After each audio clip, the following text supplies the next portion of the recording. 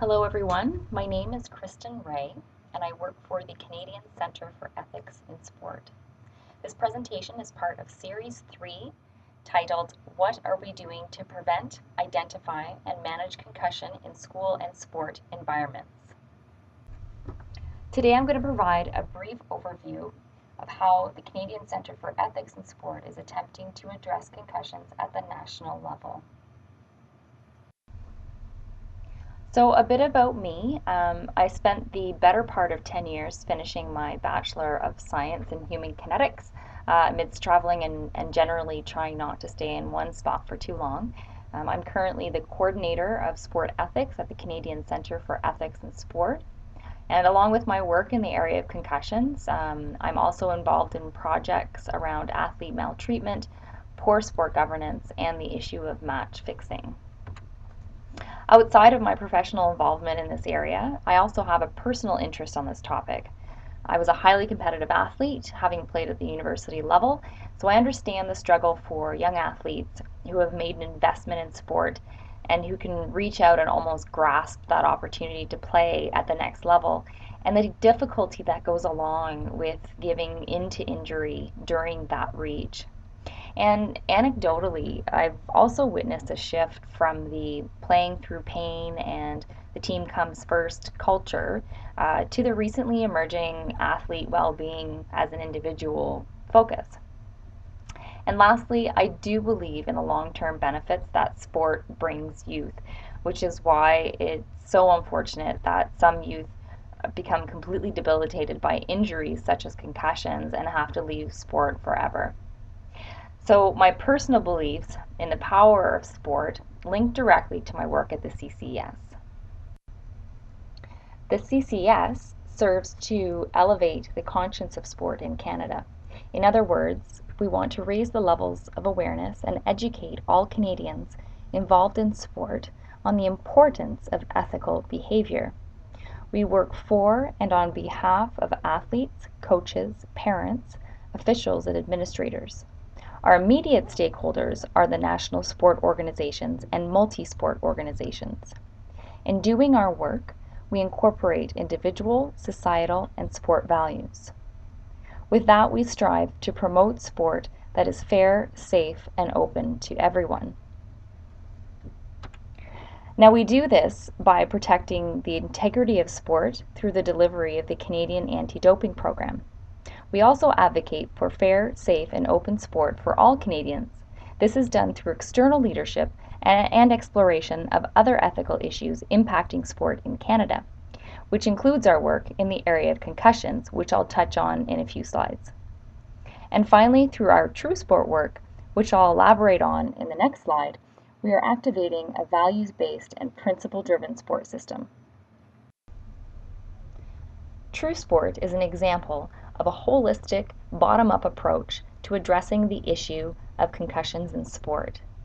True sport is a movement that encourages people, communities, and organizations from any level, from playground to podium, to adopt and incorporate the true sport values and principles which lead to a good sport experience.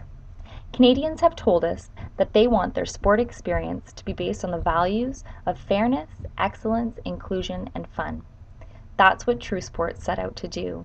That's what True Sport is based on, by promoting the 7 principles of striving for excellence, playing fair, respecting others, keeping it fun, staying healthy, including everyone, and giving back to the community that supports your sport. So how does the True Sport movement help address the issue of concussions? Well, CCS, as an early leader of this movement, believes that good sport, or in other words, through the values and principles of true sport, has the ability to shape positive attitudes and behaviors in youth. This includes being safe on the field of play while respecting the safety of your opponents and also being respectful of your body and health, which also includes injury. By educating the larger sport community on the values and principles of true sport, there is the potential for social change, creating a new social norm at the grassroots level. This would ideally influence positive behavior, which would hopefully decrease the incidences of unethical conduct so that kids can resist the pressures to get involved in unsafe activities or behaviors.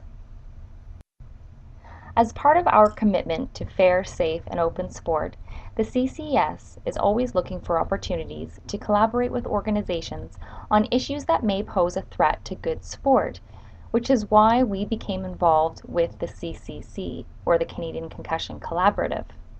The CCS is one of the founding members of the CCC.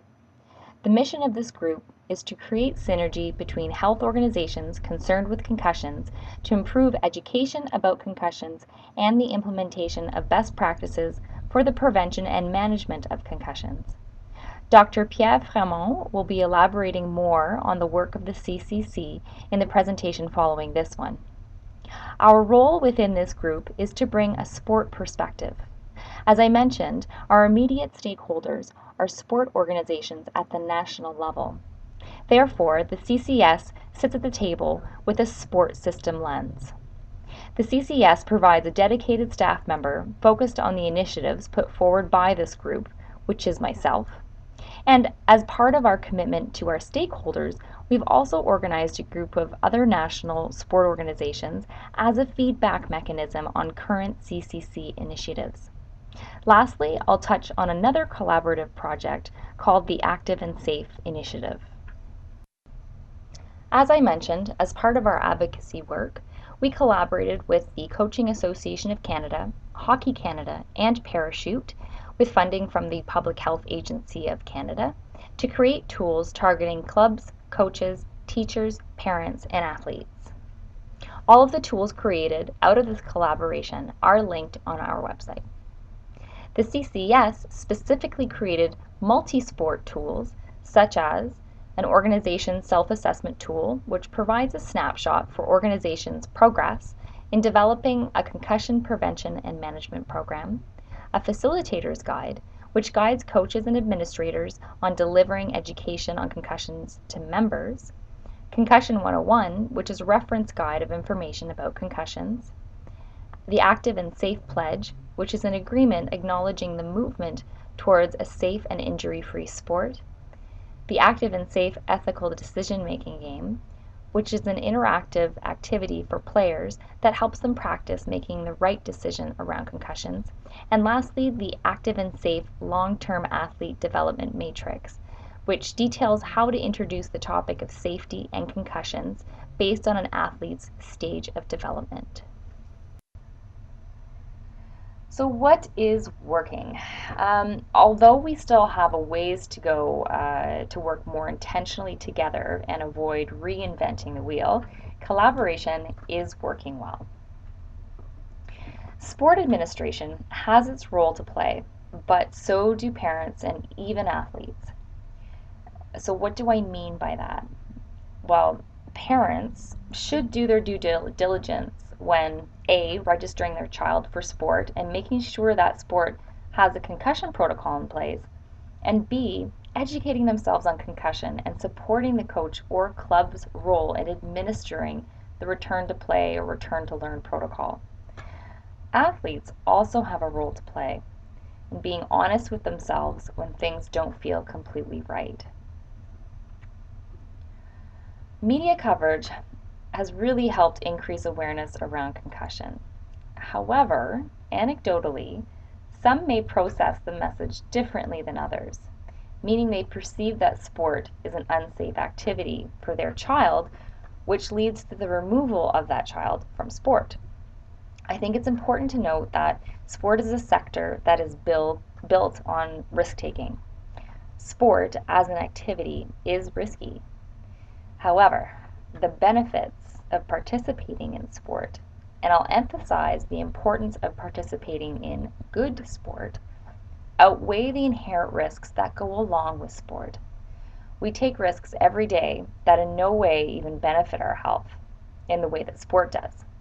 Instead of not taking those risks, we find ways to decrease the risk. For example, driving a car is incredibly risky, but parents don't ban their children from driving because the automotive industry puts things in place to reduce the risk of being injured in an accident, like seatbelts. So we need to continue to educate people and bring awareness to the topic of concussions, but we also need to communicate this information in a way that won't scare people out of sport. So what is not working? Sport in Canada, or more specifically the way sport in Canada is organized, offers some challenges when it comes to disseminating information or implementing requirements. Being the national sport body does not necessarily imply that there is a direct chain of command through to the club level. So, for example, requiring that all clubs have certain standards when it comes to concussions is not a current reality for all sports. Also, the reality that the majority of participants are at the club level and not the national level leaves us, the national level organizations, with a bit of a conundrum on how to reach and assist this group effectively and efficiently. Lastly, capacity at all levels of sport is a huge barrier. Sport and recreation represents 21% of the nation's voluntary and nonprofit organizations and houses 28% of all volunteers engaged within the nonprofit and voluntary sector. Over 3/4 of sport and recreation organizations in Canada are run completely by volunteers. So, as you may imagine, when it comes to mandating certain requirements, disseminating information, or educating coaches, parents, and players, resources and time are a bit tight. I hope by the end of the symposium that we'll be able to identify new and simple messaging or new and simple tools or ideas for new tools, and perhaps how sport can more effectively champion the current messaging and available tools or new tools so that sport remains safe for everyone. So I thank you all for watching, and I'm really looking forward to working with all of you at the symposium in June.